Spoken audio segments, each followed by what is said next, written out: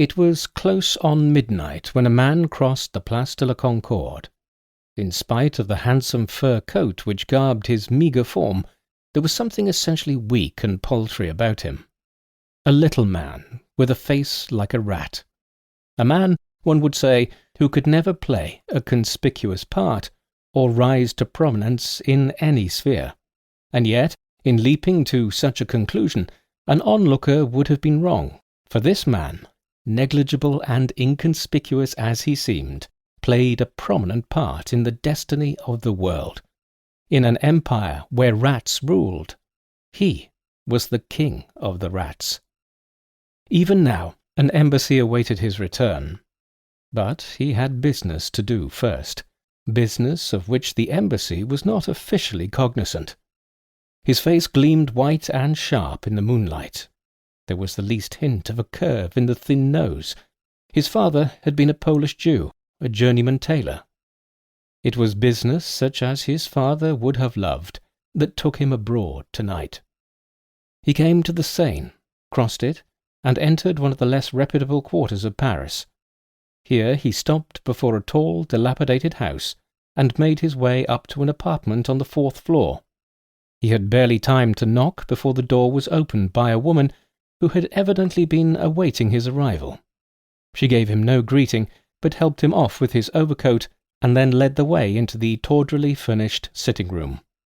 The electric light was shaded with dirty pink festoons, and it softened, but could not disguise, the girl's face with its mask of crude paint. Could not disguise, either, the broad Mongolian cast of her countenance. There was no doubt of Olga Demirov's profession, nor of her nationality. "All is well, little one?" "All is well, Boris Ivanovitch." He nodded, murmuring, "I do not think I have been followed." But there was anxiety in his tone. He went to the window, drawing the curtains aside slightly and peering carefully out. He started away violently. "There are 2 men on the opposite pavement. It looks to me—" He broke off and began gnawing at his nails, a habit he had when anxious. The Russian girl was shaking her head with a slow, reassuring action. "They were here before you came." "All the same, it looks to me as though they were watching the house." "Possibly," she admitted indifferently. "But then, what of it? Even if they know, it will not be you they will follow from here." A thin, cruel smile came to his lips. "No," he admitted. "That is true." He mused for a minute or two, and then observed, "This damned American. He can look after himself as well as anybody." "I suppose so." He went again to the window. "Tough customers," he muttered with a chuckle.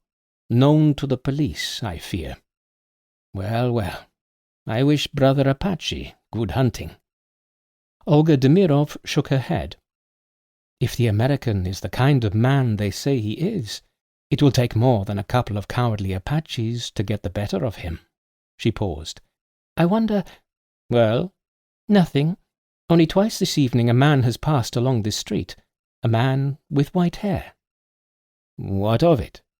"This. As he passed those 2 men, he dropped his glove. One of them picked it up and returned it to him. A threadbare device." "You mean that the white-haired man is their employer?" "Something of the kind."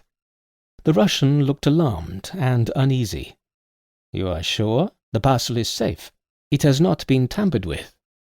"There has been too much talk, much too much talk." He gnawed his nails again. "Judge for yourself." She bent to the fireplace, deftly removing the coals. Underneath, from amongst the crumpled balls of newspaper, she selected from the very middle an oblong package wrapped round with grimy newspaper and handed it to the man. "Ingenious," he said, with a nod of approval. "The apartment has been searched twice. The mattress on my bed was ripped open." "It is, as I said," he muttered. "There has been too much talk. This haggling over the price. It was a mistake."